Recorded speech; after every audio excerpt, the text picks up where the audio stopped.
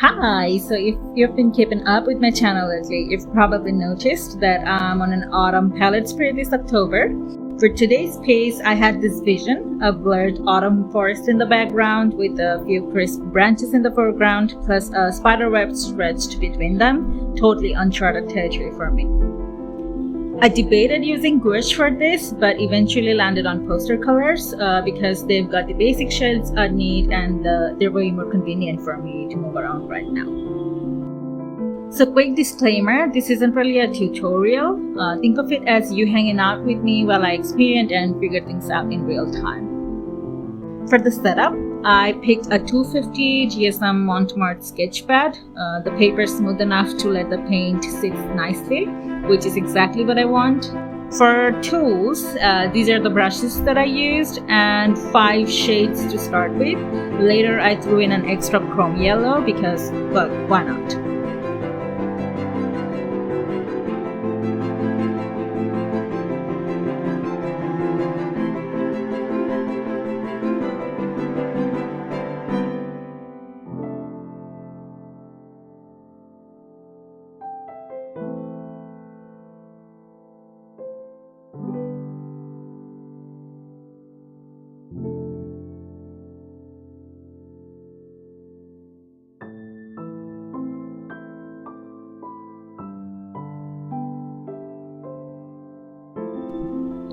So we'll begin with the background, no surprises there. I'm laying down diluted transparent washes, working diagonally from lightest to darkest.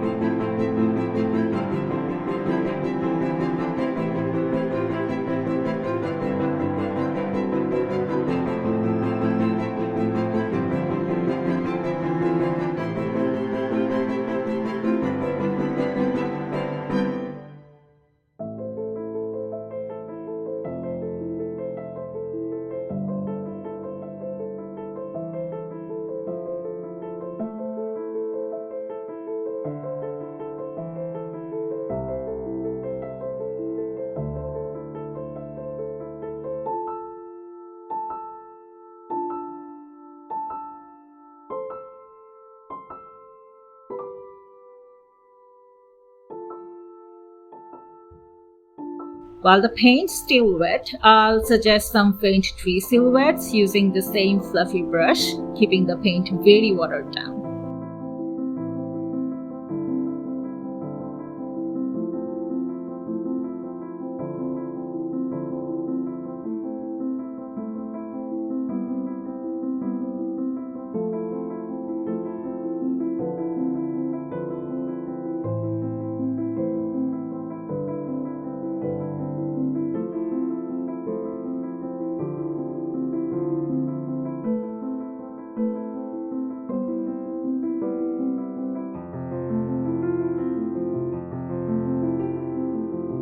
While the trees are still damp, I switched to a smaller wet flat brush and smudged the edges to push them out of focus and give them a blurred effect.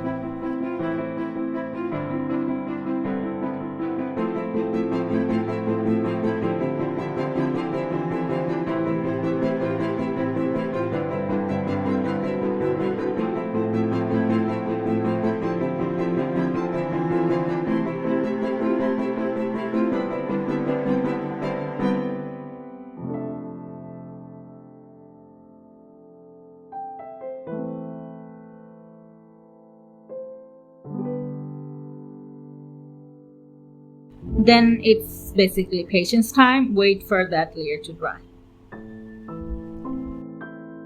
Okay, dry now.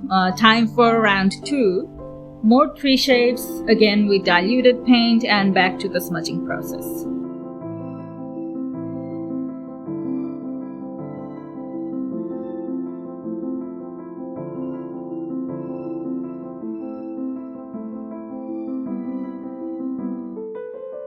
And back to waiting for it to dry again.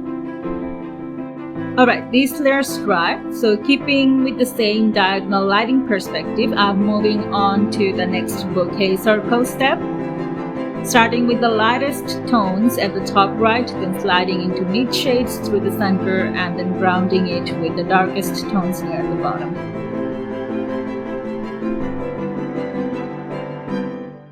I'm using a round brush for the overlapping circles. Important thing here, even with the light, mid, or dark sections, play with varied hues. That way your circles don't end up looking flat and copy-pasted. Subtle shifts in tone add depth, with the brightest circles always sitting on top.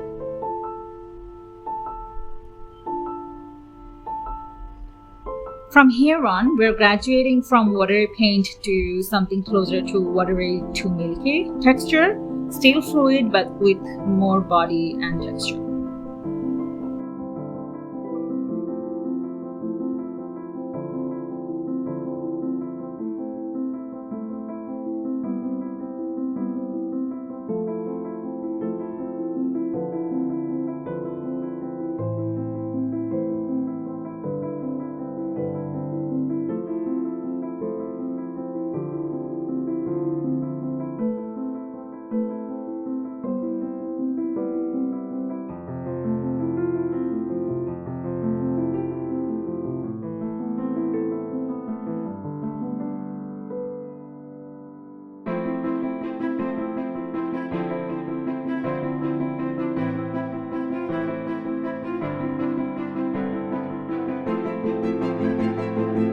While I was laying down the first layer of circles, I got the urge to sneak in some leaf silhouettes at the bottom for extra depth, so I pulled out darker and lighter shades of burnt sienna to build them in.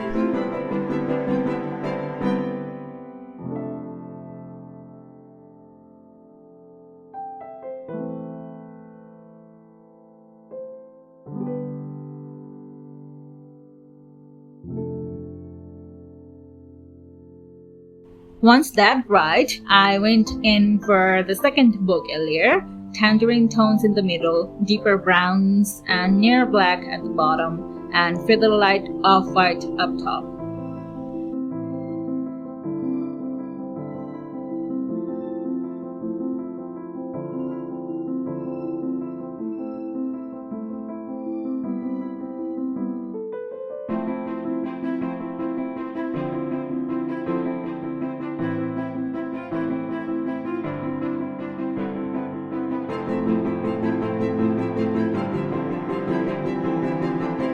Same principle, mix hues for dimension, a little yellow, some burnt sienna with vermilion, or even a swipe of white keeps it interesting.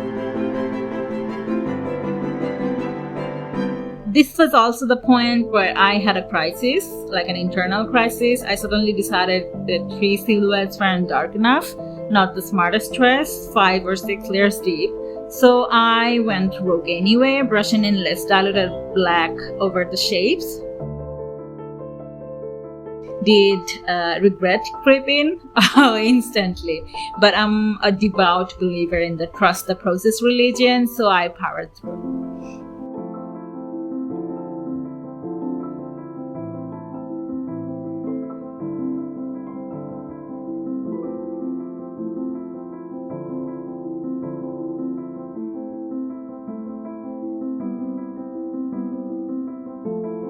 Then came the third layer of bokeh circles, this time brighter, more vivid with proper milky paint textures. I also thinned out some layers near the bottom to soften the weight there.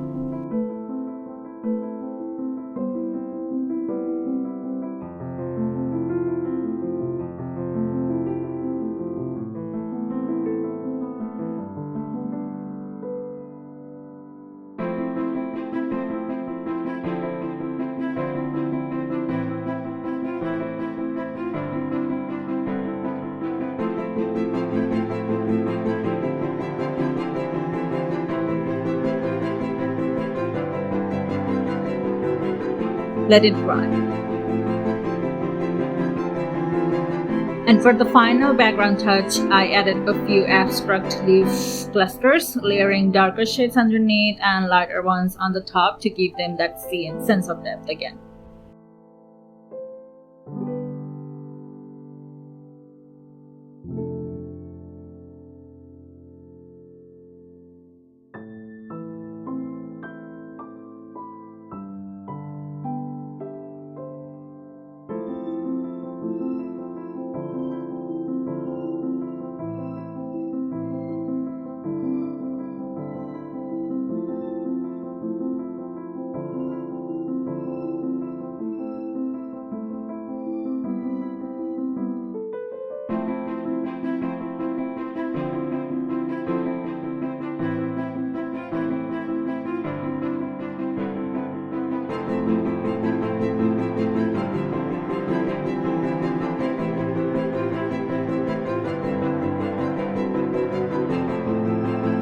The background's finally ready, so let's move on to the foreground, the branches.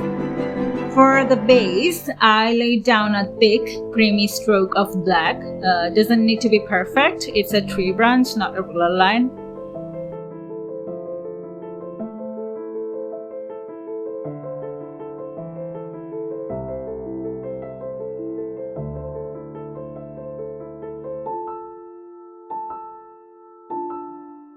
While that was drying, I got distracted and started sketching in a few dried maple leaves. Now I'm filling them with color, layering vermilion and yellow ochre for opacity. Remember, both gouache and poster colors tend to dry a shade darker, so 2 or 3 layers make the colors actually pop to the way you visually want them to.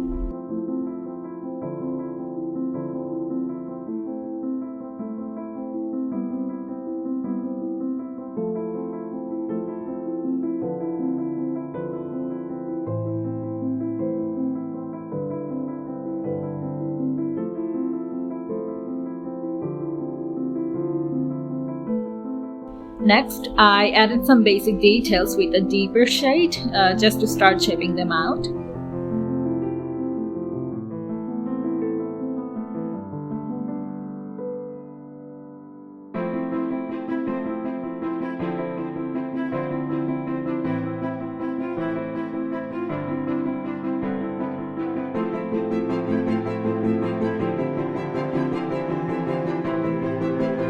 Back to the branches. The base has dried, so I'm adding asymmetrical textures using a mix of yellow ochre, burnt sienna, and black. A little unevenness makes them look more natural.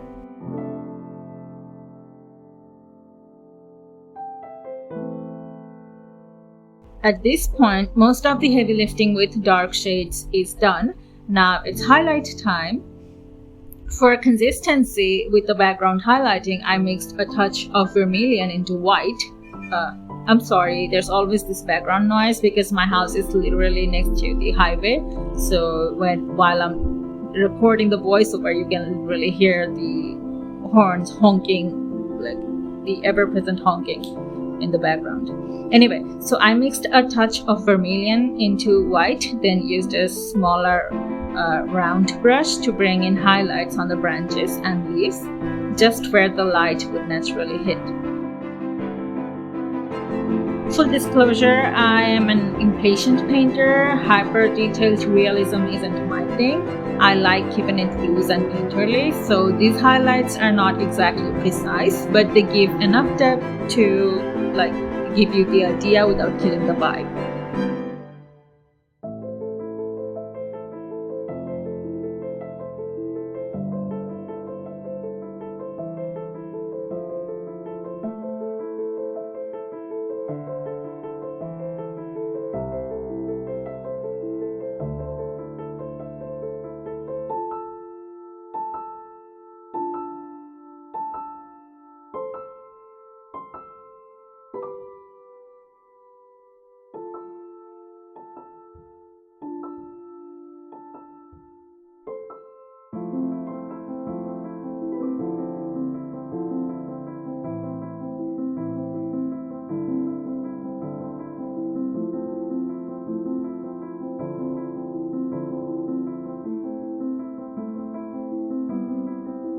For the final touch, I pulled out my size 0 liner brush to weave in spiderwebs and tiny dewdrops with pure white. Delicate details, but they really complete the scene.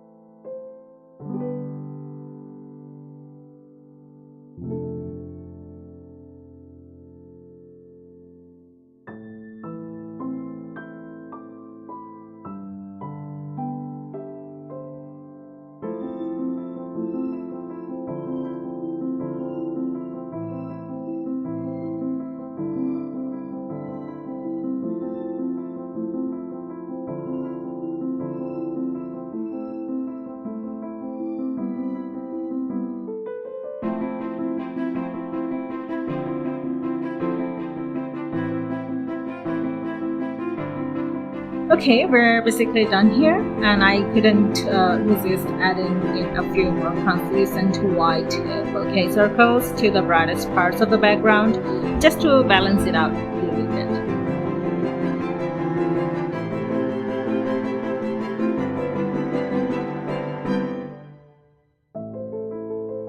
And as always, I finished with my trusty white gel pen for the signature and any last minute highlights.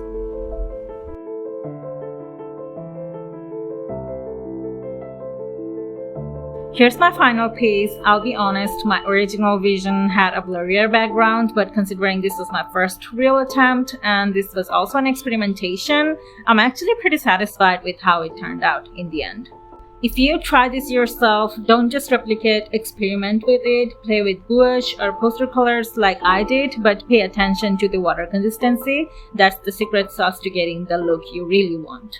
Thanks for watching. Don't forget to like, share, subscribe, and hit the bell icon for more colorful experiments from me.